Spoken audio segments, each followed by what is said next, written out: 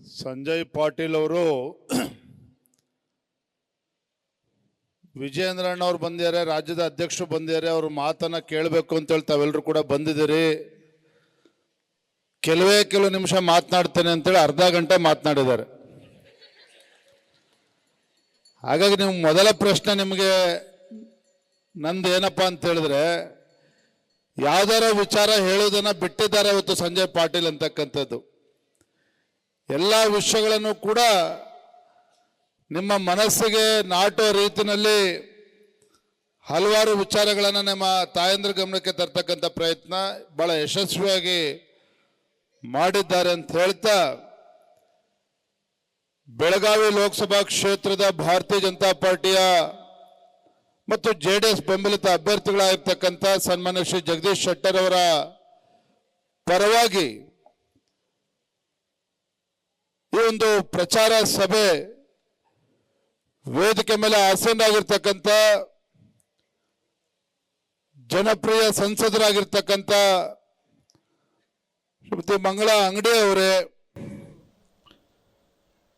ಬೆಳಗಾವಿ ಗ್ರಾಮಾಂತರ ಜಿಲ್ಲೆಯ ಭಾರತೀಯ ಜನತಾ ಪಾರ್ಟಿ ಅಧ್ಯಕ್ಷ ಆಗಿರ್ತಕ್ಕಂಥ ಸನ್ಮಾನ್ಯ ಶ್ರೀ ಸುಭಾಷ್ ಪಾಟೀಲ್ ರವರೇ, ಮಾಜಿ ಶಾಸಕರು ಆತ್ಮೀಯರಾಗಿರ್ತಕ್ಕಂಥ ಸನ್ಮಾನ್ಯ ಶ್ರೀ ಸಂಜಯ್ ಪಾಟೀಲ್ ರವರೇ, ರಾಜ್ಯದ ಭಾರತೀಯ ಜನತಾ ಪಾರ್ಟಿಯ ಉಪಾಧ್ಯಕ್ಷ ಆಗಿರ್ತಕ್ಕಂಥ ಆತ್ಮೀಯರಾಗಿರ್ತಕ್ಕಂಥ ಸನ್ಮಾನ್ಯ ಶ್ರೀ ಅನಿಲ್ ಬೆನ್ಕೆ ಅವರೇ, ರಾಜ್ಯದ ಕಾರ್ಯದರ್ಶಿಗಳಾಗಿರ್ತಕ್ಕಂಥ ಶರಣು ತಳ್ಳಿಕೆರೆ ಅವರೇ, ಜೆಡಿಎಸ್ ಪಕ್ಷದ ಜಿಲ್ಲೆಯ ಅಧ್ಯಕ್ಷ ಆಗಿರ್ತಕ್ಕಂಥ ರಾಜೀವ್ ಅವರೇ,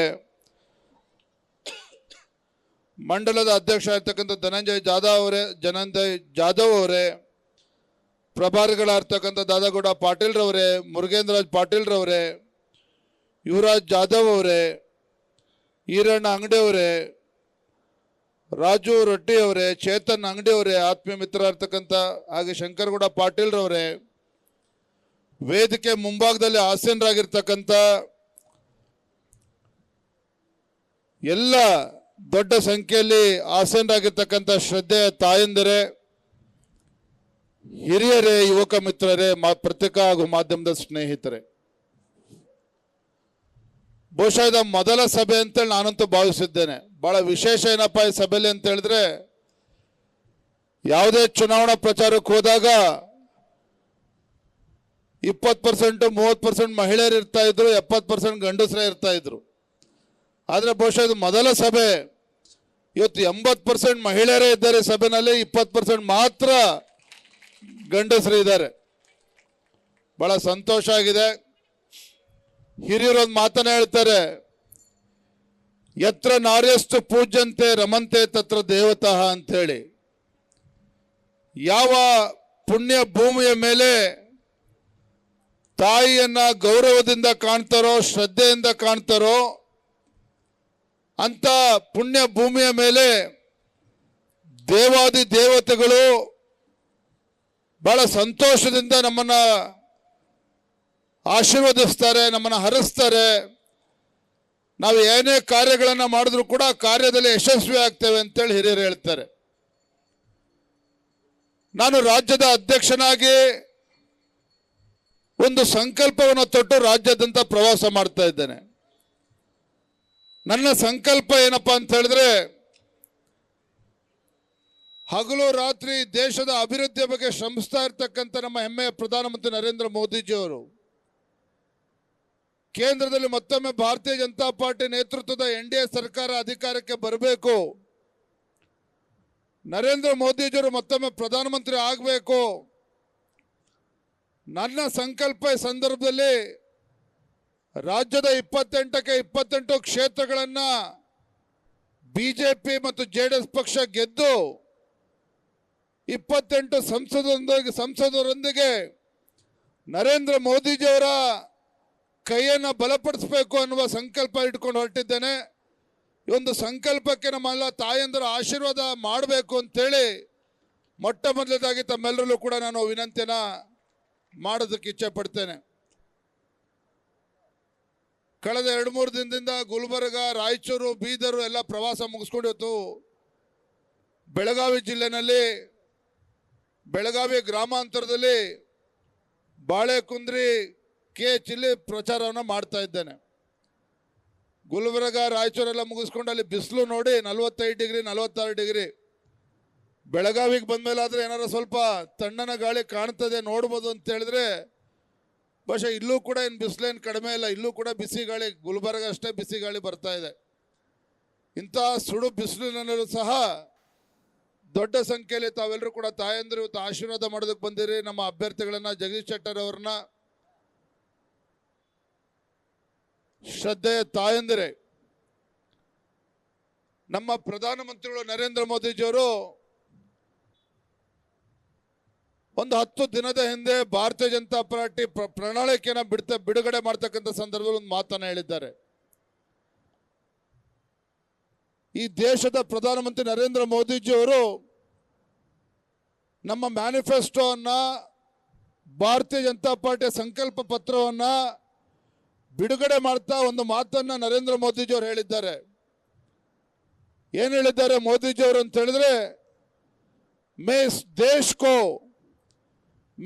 देश को कभी रुकने नहीं दूंगा, मैं इस देश को कभी रुकने नहीं दूंगा, मैं इस देश को कभी झुकने नहीं दूंगा ಅನ್ನುವ ಮಾತನ್ನ ಪ್ರಧಾನಮಂತ್ರಿ ನರೇಂದ್ರ ಮೋದಿಜಿ ಅವರು ಹೇಳಿದ್ದಾರೆ.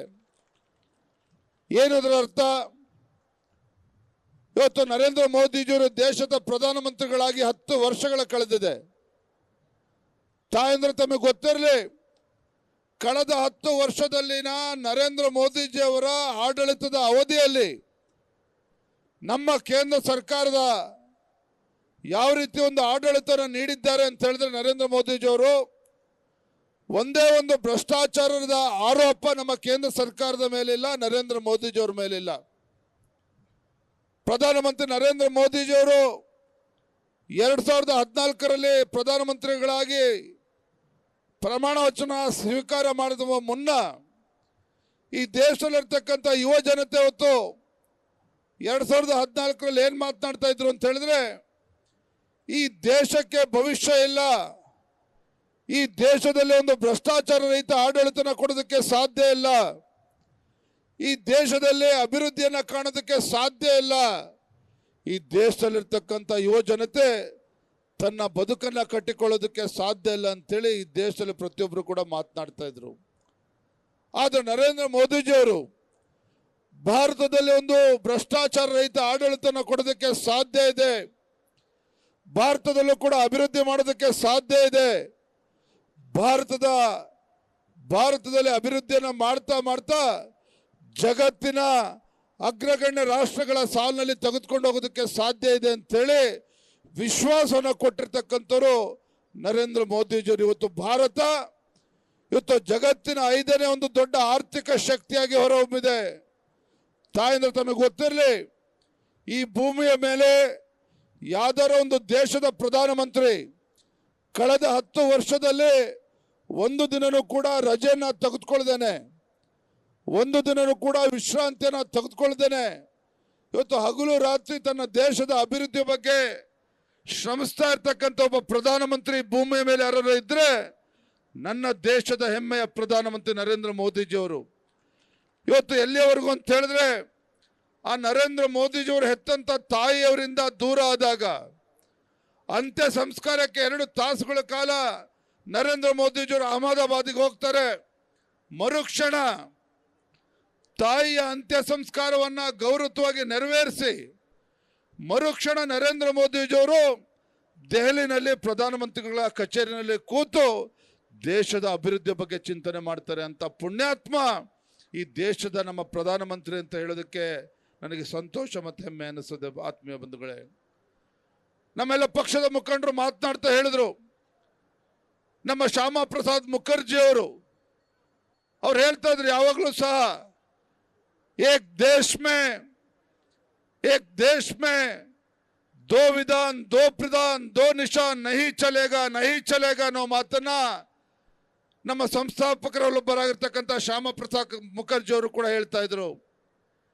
ಯಾವ ಆರ್ಟಿಕಲ್ 370 ಕಾಂಗ್ರೆಸ್ ಪಕ್ಷದ ಪಾಪದ ಕೂಸು, ಇವತ್ತು ಆರ್ಟಿಕಲ್ 370 ತಂದಿದ್ದಂಥ ಕಾಂಗ್ರೆಸ್ ಪಕ್ಷ ಕಾಶ್ಮೀರದಲ್ಲಿ ಉಗ್ರಗಾಮಿಗಳಿಗೆ ಒಂದು ಅಡುಗು ತಾಣ ಆಗಿತ್ತು. ಇವತ್ತು ಸಾವಿರ ಸಾವಿರ ಸಂಖ್ಯೆಯಲ್ಲಿ ನಮ್ಮ ಹಿಂದೂ ಕುಟುಂಬಗಳು ಆ ಉಗ್ರಗಾಮಿ ಚಟುವಟಿಕೆಗಳಿಗೆ ತನ್ನ ಪ್ರಾಣವನ್ನು ಕಳೆದುಕೊಂಡಿದ್ದಾರೆ, ಯೋಧರು ಪ್ರಾಣವನ್ನು ಕಳೆದುಕೊಂಡಿದ್ದಾರೆ. ಅಷ್ಟೇ ಅಲ್ಲ, ಆ ಉಗ್ರಗಾಮಿಗಳ ಅಟ್ಟಹಾಸಕ್ಕೆ ಅಲ್ಲಿರ್ತಕ್ಕಂಥ ಹಿಂದೂಗಳು ತಮ್ಮ ಹೆಣ್ಣುಮಕ್ಕಳನ್ನು ಕೂಡ ಕಳೆದುಕೊಂಡಿದ್ರು, ತಮ್ಮ ಕುಟುಂಬದ ಸದಸ್ಯರನ್ನು ಕೂಡ ಕಳೆದುಕೊಂಡಿದ್ರು. ಅಷ್ಟಾದರೂ ಸಹ ಕಾಂಗ್ರೆಸ್ ಪಕ್ಷದವರಿಗೆ ಆರ್ಟಿಕಲ್ 370 ತೆಗೆದುಹಾಕಬೇಕು ಅಂತೇಳಿ ಯಾವತ್ತೂ ಕೂಡ ಅನಿಸಿರಲಿಲ್ಲ. ಬಂಧುಗಳೇ, ಆರ್ಟಿಕಲ್ 370 ಇವತ್ತು ಬುಡ ಸಮೇತ ಕಿತ್ತಾಕ್ತೀವಿ ಅಂತೇಳಿ ಭರವಸೆನ ಕೊಟ್ಟಿದ್ದು ಭಾರತೀಯ ಜನತಾ ಪಾರ್ಟಿ. ನರೇಂದ್ರ ಮೋದಿಜಿಯವರು ಪ್ರಧಾನಮಂತ್ರಿ ಆದ ನಂತರ ಏನು ಆಧುನಿಕ ಸರ್ದಾರ್ ವಲ್ಲಭಾಯ್ ಪಟೇಲ್ ಅಂತ ಕರಿತೇವೆ ನಮ್ಮ ಗೃಹ ಸಚಿವರಾಗಿರ್ತಕ್ಕಂಥ ಅಮಿತ್ ಶಾಜಿಯವರು. ನರೇಂದ್ರ ಮೋದಿಜಿಯವರ ಮಾರ್ಗದರ್ಶನದಲ್ಲಿ ಅಮಿತ್ ಶಾಜಿಯವರ ಒಂದು ದಿಟ್ಟ ನಿರ್ಧಾರದಿಂದ ಏನಿವತ್ತು ಸಾವಿರ ಸಾವಿರ ಕುಟುಂಬಗಳಿಗೆ ಯೋಧರ ಪ್ರಾಣವನ್ನು ತೆಗೆದುಕೊಂಡಿದ್ದಂಥ ಆರ್ಟಿಕಲ್ 370 ಬುಡ ಸಮೇತ ಕಿತ್ತು ಬಿಸಾಕಿರ್ತಕ್ಕಂಥ ಕೆಲಸ ಇವತ್ತು ಭಾರತೀಯ ಜನತಾ ಪಾರ್ಟಿ ನರೇಂದ್ರ ಮೋದಿ ನೇತೃತ್ವ ಸರ್ಕಾರ ಮಾಡಿರ್ತಕ್ಕಂಥದ್ದು. ಆತ್ಮೀಯ ಬಂಧುಗಳೇ, ರಾಜ್ಯದಲ್ಲಿ ಇವತ್ತು ಕಾಂಗ್ರೆಸ್ ಪಕ್ಷ ಅಧಿಕಾರದಲ್ಲಿದೆ. ಸನ್ಮಾನ್ಯ ಯಡಿಯೂರಪ್ಪನವರು ಮುಖ್ಯಮಂತ್ರಿ ಇದ್ದಾಗ ಯಾವ ರೀತಿ ರಾಜ್ಯದಲ್ಲಿ ಆಡಳಿತ ನಡೀತಾ ಇತ್ತು, ಇವತ್ತು ಕಾಂಗ್ರೆಸ್ ಸರ್ಕಾರ ರಾಜ್ಯದಲ್ಲಿ ಅಧಿಕಾರಕ್ಕೆ ಬಂದ ನಂತರ ಯಾವ ರೀತಿ ಅಧಿಕಾರ ನಡೀತಾ ಇದೆ, ಆಡಳಿತ ನಡೀತಾ ಇದೆ, ವ್ಯತ್ಯಾಸ ಏನು ಬಿಜೆಪಿ ಸರ್ಕಾರಕ್ಕೂ ಕಾಂಗ್ರೆಸ್ ಸರ್ಕಾರಕ್ಕೂ ಅಂತ ಹೇಳೋದಕ್ಕೆ ಇಚ್ಛಪಡ್ತೇನೆ. ಯಡಿಯೂರಪ್ಪನವರು ಮುಖ್ಯಮಂತ್ರಿ ಆಗುವ ಮುನ್ನ ರಾಜ್ಯದಲ್ಲಿ ಭೀಕರ ಬರಗಾಲ, ಬಿಜೆಪಿ ಸರ್ಕಾರ ಬಂದ ಮೇಲೆ ಬರಗಾಲ ಹೋಗಿ ಸಿಕ್ಕಾಪಟ್ಟೆ ಮಳೆ ಆಗಿ ನೆರೆ ಆಗಿ ಬೆಳಗಾವಿ ಜಿಲ್ಲೆ ಇರ್ಬೋದು, ರಾಯಚೂರು ಇರ್ಬೋದು, ಕೊಪ್ಪಳ ಇರ್ಬೋದು, ಯಾದಗಿರಿ ಇರ್ಬೋದು, ರೈತರ ಬೆಳೆ ಸಂಪೂರ್ಣವಾಗಿ ನಾಶ ಆಗಿತ್ತು. ಬಡವರು ಮನೆ ಕಳ್ಕೊಂಡಿದ್ರು. ಯಡಿಯೂರಪ್ಪನವರು ಏಕಾಂಗಿ ಕ್ಯಾಬಿನೆಟ್ ಎಕ್ಸ್ಪೆನ್ಷನ್ ಕೂಡ ಆಗಿರಲಿಲ್ಲ. ಆದರೆ ಯಡಿಯೂರಪ್ಪನವರು ತಡ ಮಾಡ್ದೇನೆ ಬೆಳೆ ನಾಶ ಆಗಿದ್ದಂಥ ಏನು ಬೆಳೆಗಳು ನಾಶ ಆಗಿತ್ತು ಆ ರೈತರಿಗೆ ಪರ್ ಹೆಕ್ಟೇರಿಗೆ 14,000 ರೂಪಾಯಿ ಪರಿಹಾರನ ಕೊಟ್ಟರು ಯಡಿಯೂರಪ್ಪನವರು. ತೋಟಗಾರಿಕೆ ಬೆಳೆ ಬೆಳೆದಂಥವ್ರಿಗೆ 24,000 ರೂಪಾಯಿ ಪರ್ ಹೆಕ್ಟೇರ್ ಕೊಟ್ಟರು. ಏನೋ ಮಳೆಯಿಂದ ಬಡವರು ಮನೆ ಕಳೆದುಕೊಂಡಿದ್ರು, ಆ ಮನೆಗಳಿಗೆ 5 ಲಕ್ಷ ರೂಪಾಯಿ ಪರಿಹಾರನ ಕೊಡ್ತಕ್ಕಂಥ ಕೆಲಸ ಯಡಿಯೂರಪ್ಪನವರು ಮಾಡಿದ್ರು. ಆದರೆ ಕಾಂಗ್ರೆಸ್ ಸರ್ಕಾರ ಬಂದ ಮೇಲೆ ರಾಜ್ಯದಲ್ಲಿ ಭೀಕರ ಬರಗಾಲ ಇದೆ. ಇವತ್ತು 800ಕ್ಕೂ ಹೆಚ್ಚು ರೈತರು ಆತ್ಮಹತ್ಯೆ ಮಾಡಿಕೊಂಡಿದ್ದಾರೆ. ಆದರೆ ರಾಜ್ಯದ ಮುಖ್ಯಮಂತ್ರಿಗಳಿಗೆ ಆ ಪರಿಹಾರ, ರೈತರಿಗೆ ಪರಿಹಾರ ಕೊಡಬೇಕು ಅಂತೇಳಿ ಅನ್ನಿಸ್ಲೇ ಇಲ್ಲ. ಯಡಿಯೂರಪ್ಪನವರು ಒಂದು ಹೆಕ್ಟೇರ್ಗೆ 14,000 ರೂಪಾಯಿ 24,000 ರೂಪಾಯಿ ಕೊಟ್ಟರೆ ಈ ಮುಖ್ಯಮಂತ್ರಿ ಸಿದ್ದರಾಮಯ್ಯನವರು 2,000 ರೂಪಾಯಿ ಕೊಡ್ತಾರೆ. ಭಿಕ್ಷೆ ಕೊಟ್ಟಂಗೆ ರೈತರಿಗೆ ಪರಿಹಾರವನ್ನು ಕೊಡ್ತಾರೆ. ಇವತ್ತು ಕಾನೂನು ಸುವ್ಯವಸ್ಥೆ ಅಂತಕ್ಕಂಥದ್ದು ಸಂಪೂರ್ಣ ಹಾಳಾಗಿದೆ. ಸಂಜಯ್ ಪಾಟೀಲ್ ಅವರು ಮಾತನಾಡ್ತಾ ಹೇಳಿದ್ರು, ನೇಹಾ ಹತ್ಯೆ ಪ್ರಕರಣ ಬಗ್ಗೆ ಹೇಳಿದ್ರು. ಬೆಳಗಾವಿನಲ್ಲಿ ಅಧಿವೇಶನ ನಡೀತಾ ಇತ್ತು. ಬೆಳಗಾವಿನಲ್ಲಿ ಅಧಿವೇಶನ ನಡೀತಾ ಇದ್ರೆ ಪರಿಶಿಷ್ಟ ಪಂಗಡಕ್ಕೆ ಸೇರಿರ್ತಕ್ಕಂಥ ಮಹಿಳೆ ವಿವಸ್ತ್ರಗೊಳಿಸ್ತಕ್ಕಂಥ ಘಟನೆ ನಡೀತದೆ. ಆದರೆ ಸರ್ಕಾರ ಇದ್ರೂ ಕೂಡ ವಿಧಾನಸೌಧದಲ್ಲೇ ಮುಖ್ಯಮಂತ್ರಿಗಳು ಇದ್ರೂ ಸಹ ರಾಜ್ಯದ ಯಾವುದೇ ಒಬ್ಬ ಸಚಿವರು ಹೋಗಿ ಆ ಮಹಿಳೆನ ಭೇಟಿ ಮಾಡಿ ಧೈರ್ಯ ಹೇಳ್ತಕ್ಕಂಥ ಕೆಲಸ ಮಾಡಲಿಲ್ಲ. ಮೊನ್ನೆ ದಿನ ಹುಬ್ಳಿನಲ್ಲಿ ಮತ್ತೊಂದು ಲವ್ ಜಿಹಾದ್ ಪ್ರಕರಣ ಆಗಿದೆ. ಇವತ್ತು ದಲಿತ ಯುವತಿ ಇವತ್ತು ಲವ್ ಜಿಹಾದ್ಗೆ ಇವತ್ತು ಬಲಿಯಾಗಿರ್ತಕ್ಕಂಥದ್ದು. ಆ ಒಂದು ಇಂಥ ಪ್ರಕರಣಗಳು ಇವತ್ತು ರಾಜ್ಯದಲ್ಲಿ ದಿನೇ ದಿನ ಜಾಸ್ತಿ ಆಗ್ತಾ ಇರ್ತಕ್ಕಂಥದ್ದು. ರಾಜ್ಯದಲ್ಲಿ ಕಾಂಗ್ರೆಸ್ ಸರ್ಕಾರ ಬಂದ ಮೇಲೆ ಕಾನೂನು ಸುವ್ಯವಸ್ಥೆ ಸಂಪೂರ್ಣ ಹದಗೆಟ್ಟಿರ್ತಕ್ಕಂಥದ್ದು. ಇವತ್ತು 7ನೇ ತಾರೀಕು ಮತದಾನ ನಡೀತಾ ಇದೆ. 7ನೇ ತಾರೀಕು ಬೆಳಗ್ಗೆ ಎದ್ದು ನಮ್ಮ ತಾಯಂದರು ಸ್ನಾನ ಮಾಡಿ ಪೂಜೆ ಮಾಡಬೇಕಾದ್ರೆ ಏನು ಮಾಡ್ತೀವಿ, ದೇವರಿಗೆ ಹೂವನ್ನು ಹಾಕ್ತೇವೆ. ನಮ್ಮ ಯಜಮಾನರಿಗೆ ಒಳ್ಳೇದಾಗಲಿ, ನನ್ನ ಮಕ್ಕಳಿಗೆ ಒಳ್ಳೇದಾಗಲಿ ಅಂತೇಳಿ ದೇವರಲ್ಲಿ ಪೂಜೆ ಮಾಡ್ತೇವೆ. 7ನೇ ತಾರೀಕು ನೀವು ಪೂಜೆ ಮಾಡಬೇಕಾದ್ರೆ ಮತ್ತೊಂದು ಹೂವನ್ನು ನೀವು ಹಾಕಬೇಕಾಗ್ತದೆ. ಮತ್ತೊಂದು ಹೂವನ್ನು ದೇವರ ಫೋಟೋಗೆ ಹಾಕಿ ಈ ದೇಶದಲ್ಲಿ ನಮ್ಮ ನರೇಂದ್ರ ಮೋದಿಜಿಯವರು ಮತ್ತೊಮ್ಮೆ ಪ್ರಧಾನಮಂತ್ರಿ ಆಗಬೇಕು, ಹಾಗಾಗಿ ಭಗವಂತನ ಆಶೀರ್ವಾದ ಸಂಪೂರ್ಣ ಆಗಿರಬೇಕು ಅಂತೇಳಿ ಆ ಭಗವಂತನಲ್ಲಿ ಮತ್ತೊಂದು ಪುಷ್ಪವನ್ನು ಅರ್ಚನೆ ಮಾಡಿ ಇವತ್ತು ನಮ್ಮ ಬೆಳಗಾವಿ ಲೋಕಸಭಾ ಕ್ಷೇತ್ರದಿಂದ ನಮ್ಮ ಮಾಜಿ ಮುಖ್ಯಮಂತ್ರಿಗಳಾಗಿರ್ತಕ್ಕಂಥ ಜಗದೀಶ್ ಶೆಟ್ಟರ್ ಅವರ ಕ್ರಮ ಸಂಖ್ಯೆ 2 ಇವತ್ತು ಮಾಜಿ ಪ್ರಧಾನಮಂತ್ರಿಗಳು ದೇವೇಗೌಡರು JDS ಪಕ್ಷನೂ ಸಹ ಇವತ್ತು ಬಿಜೆಪಿಗೆ ಬೆಂಬಲವನ್ನು ನೀಡಿರ್ತಕ್ಕಂಥ ಸಂದರ್ಭದಲ್ಲಿ ನಮ್ಮ ಮಾಜಿ ಮುಖ್ಯಮಂತ್ರಿಗಳಾಗಿರ್ತಕ್ಕಂಥ ಜಗದೀಶ್ ಶೆಟ್ಟರ್ ಅವರ ಕ್ರಮ ಸಂಖ್ಯೆ 2 ಕಮಲದ ಹೂವಿನ ಬಟನ್ನ ಮುಂದೆ ಬಟನ್ ಅನ್ನು ಒತ್ತೋದ್ರ ಮೂಲಕ ಇವತ್ತು 2 ಲಕ್ಷಕ್ಕೂ ಹೆಚ್ಚು ಅಂತರದಿಂದ ಮಾನ್ಯ ಜಗದೀಶ್ ಶೆಟ್ಟರ್ ಅವ್ರನ್ನ ಗೆಲ್ಲಿಸಿ ತಾವು ಆಶೀರ್ವಾದ ಮಾಡಬೇಕು ಅಂತ ಹೇಳ್ತಾ ಕೊನೆಯದಾಗ ಒಂದು ಮಾತೇಳಿ ನನ್ನ ಮಾತನ್ನು ಮುಗಿಸ್ತೇನೆ. ಇಲ್ಲಿ ಬೆಳಗಾವಿ ಲೋಕಸಭಾ ಕ್ಷೇತ್ರದಿಂದ ಕಾಂಗ್ರೆಸ್ ಪಕ್ಷದವರು ಅಧಿಕಾರದ ದರ್ಪದಿಂದ ಹಣದ ಬಲದಿಂದ ಇವತ್ತು ಲೋಕಸಭಾ ಚುನಾವಣೆಯಲ್ಲಿ ಬೆಳಗಾವಿನಲ್ಲಿ ಗೆಲ್ತೇವೆ ಅಂತೇಳಿ ಇವತ್ತು ಹೊರಟಿದ್ದಾರೆ. ನಾನು ಹೇಳ್ತೇನೆ ನಿಮಗೆ, ದಯವಿಟ್ಟು ಅಪ್ಪಿತಪ್ಪಿ ಬೆಳಗಾವಿ ಕ್ಷೇತ್ರದಿಂದ ಯಾರಾದರೂ ಕಾಂಗ್ರೆಸ್ ಅಭ್ಯರ್ಥಿ ಗೆದ್ದರೆ ಇಡೀ ದೇಶದಲ್ಲಿ ಕಾಂಗ್ರೆಸ್ ಪಕ್ಷ ಗೆಲ್ತಕ್ಕಂಥದ್ದು 40 ಎಂಪಿಗಳು ಮಾತ್ರ. ಬಿಜೆಪಿ ಗೆಲ್ತಕ್ಕಂಥದ್ದು 400 ಎಂಪಿಗಳು. ನರೇಂದ್ರ ಮೋದಿಜಿಯವರು ಮತ್ತೊಮ್ಮೆ ಪ್ರಧಾನಮಂತ್ರಿ ಆಗ್ತಕ್ಕಂಥದ್ದು. ಆದರೆ 40 ಜನ ಕಾಂಗ್ರೆಸ್ಸಿನ ಅಭ್ಯರ್ಥಿಯನ್ನ ಗೆದ್ದರೆ 40 ಜನ ಎಂಪಿಗಳ ಮಧ್ಯೆ ಹೋಗಿ ಕೂತ್ಕೊಂಡು ವಿರೋಧ ಪಕ್ಷದ ಸಾಲಿನಲ್ಲಿ ಅವರು ಕೂರ್ತಾರೆ. ಆದರೆ ನಮ್ಮ ಅಭ್ಯರ್ಥಿ ಜಗದೀಶ್ ಶೆಟ್ಟರ್ ಅವರು ಮಾಜಿ ಮುಖ್ಯಮಂತ್ರಿಗಳು, ಅವರು ಸಂಸದರಾಗಿ ಗೆದ್ದ ನಂತರ ನರೇಂದ್ರ ಮೋದಿಜಿಯವರ ಜೊತೆಯಲ್ಲಿ ಕೂತ್ಕೊಂಡು ಇವತ್ತು ನರೇಂದ್ರ ಮೋದಿಜಿಯವರ ಕೈಯನ್ನು ಬಲಪಡಿಸ್ತಕ್ಕಂಥ ಕೆಲಸ ಅವರು ಮಾಡ್ತಾರೆ. ಕ್ಷೇತ್ರದ ಒಂದು ಸರ್ವತೋನ್ಮುಖ ಅಭಿವೃದ್ಧಿನೂ ಕೂಡ ಆಗ್ತದೆ. ಅದನ್ನು ನಾವು ನೆನಪು ಮಾಡಿಕೊಂಡು ಇವತ್ತು 7ನೇ ತಾರೀಕು ಬೆಳಗ್ಗೆ 7 ಗಂಟೆಗೆ ಮತದಾನ ಶುರುವಾಗ್ತದೆ. ವಿಶೇಷವಾಗಿ ನಮ್ಮ ಯುವ ಕಾರ್ಯಕರ್ತರೇನಿದ್ದೀರಿ ಎಲ್ಲ ಮತದಾರರ ಮನೆಗೆ ಭೇಟಿಯನ್ನು ಕೊಟ್ಟು ತಾಯಂದ್ರನ್ನ ಕರೆದುಕೊಂಡು ಬಂದು ಮತಗಟ್ಟೆಗೆ ಕರ್ಕೊಬಂದು ವೋಟ್ ಮಾಡಿಸ್ಬೇಕು. ಬೆಳಗ್ಗೆ 11 ಗಂಟೆ ಒಳಗಡೆನೆ. ಸಾಕಷ್ಟು ಬಿಸಿಲಿರ್ತದೆ. 11 ಗಂಟೆ ಒಳಗಡೆನೆ ಕೇಂದ್ರ ಸರ್ಕಾರದ ನಮ್ಮ ಯೋಜನೆಗಳ ಫಲಾನುಭವಿಗಳೇನಿದ್ದಾರೆ ಅವರನ್ನು ಈಗಲಿಂದನೇ ಗುರುತಿಸಿ, ಈಗಾಗಲೇ ಗುರುತಿಸಿರ್ತೀರಿ, ಅವ್ರನ್ನ ಕರ್ಕೊಬಂದು ಬೆಳಗ್ಗೆ 11 ಗಂಟೆ ಒಳಗೆ ವೋಟ್ ಮಾಡಿಸ್ಬೇಕು. ತಾಯಂದ್ರನ್ನು ಕೂಡ ಕರ್ಕೊಬಂದು ಬೆಳಗ್ಗೆ 11 ಗಂಟೆ ಒಳಗೆ ವೋಟ್ ಮಾಡಿಸ್ಬೇಕು. ಆಗ ಮಾಡಿದಾಗ ನಮ್ಮ ಬೆಳಗಾವಿ ಗ್ರಾಮೀಣ ಕ್ಷೇತ್ರ ಕನಿಷ್ಠ 34 ಜನರಿಗೆ ಈ ವಿಧಾನಸಭಾ ಕ್ಷೇತ್ರದಿಂದ ಕೊಡೋದಕ್ಕೆ ಸಾಧ್ಯ ಆಗ್ತದೆ. ಆ ಮನವಿಯನ್ನು ಮಾಡೋದಕ್ಕೋಸ್ಕರ ನಾನು ಬಂದಿದ್ದೇನೆ. ಹಾಗಾಗಿ ನಮ್ಮ ಬಿಜೆಪಿ ಅಭ್ಯರ್ಥಿ ಮಾಜಿ ಮುಖ್ಯಮಂತ್ರಿಗಳು ಜಗದೀಶ್ ಶೆಟ್ಟರ್ ಅವ್ರನ್ನ ಗೆಲ್ಲಿಸೋದರ ಮುಖೇನ ನರೇಂದ್ರ ಮೋದಿಜಿಯವರ ಕೈನ ಬಲಪಡಿಸಬೇಕು ಅಂತೇಳಿ ಮತ್ತೊಮ್ಮೆ ತಮ್ಮೆಲ್ಲರಲ್ಲೂ ಕೂಡ ಕೈ ಜೋಡಿಸಿ ಪ್ರಾರ್ಥನೆ ಮಾಡಿ ನನ್ನ ಮಾತುಗಳನ್ನ ಮುಗಿಸ್ತಾ ಇದ್ದೇನೆ. ಬಲೋ ಭಾರತ್ ಮಾತಾ ಕಿ. ಇವತ್ತು ಬೆಳಗಾವಿ ಗ್ರಾಮೀಣ ಕ್ಷೇತ್ರದಲ್ಲಿ ಇದು ಕೊನೆಯ ಸಭೆ ಅಲ್ವಾ, ಇನ್ಯಾವುದೂ ಸಭೆ ಇಲ್ಲ. ಹಾಗಾಗಿ ನಮ್ಮ ತಾಯಂದರು ಎಲ್ಲರೂ ಸೇರಿ ಒಟ್ಟಾಗಿ ಘೋಷಣೆ ಹೋಗೋಣ. ಬಲೋ ಭಾರತ್ ಮಾತಾ ಕಿ, ಬಲೋ ಭಾರತ್ ಮಾತಾ ಕಿ. ದೇಶದ ಹೆಮ್ಮೆಯ ಪ್ರಧಾನಮಂತ್ರಿ ನರೇಂದ್ರ ಮೋದಿಜಿ ಅವರಿಗೆ, ದೇಶದ ಹೆಮ್ಮೆಯ ಪ್ರಧಾನಮಂತ್ರಿ ನರೇಂದ್ರ ಮೋದಿಜಿ ಅವರಿಗೆ ಜೈ ಶ್ರೀರಾಮ್, ಜೈ ಜೈ ಶ್ರೀರಾಮ್. ನಂದು 2 ತಿಂಗಳಿಂದ ಪ್ರವಾಸ ಮುಗಿಸಿ ಗಂಟ್ಲು ಹೋಗಿದೆ. ನಂದು ಇವತ್ತು ಕೊನೆಯ ದಿನ ಭಾಷಣ. ತಾಯಂದ್ರೆಲ್ಲ ಆಶೀರ್ವಾದ ಇರಲಿ ಅಂತೇಳಿ ತಮ್ಮೆಲ್ಲರೂ ಕೂಡ ಕೈ ಜೋಡಿಸಿ ಪ್ರಾರ್ಥನೆ ಮಾಡಿ ನಾನು ಮಾತನ್ನು ಮುಗಿಸ್ತಾ ಇದ್ದೇನೆ. ನಮಸ್ಕಾರ. ಜೈ ಹಿಂದ್, ಜೈ ಕರ್ನಾಟಕ. ನ್ಯೂಸ್ ಫಸ್ಟ್ ನಿರ್ಭೀತಿಯಿಂದ ನಿಮ್ಮ ಪರವಾಗಿ.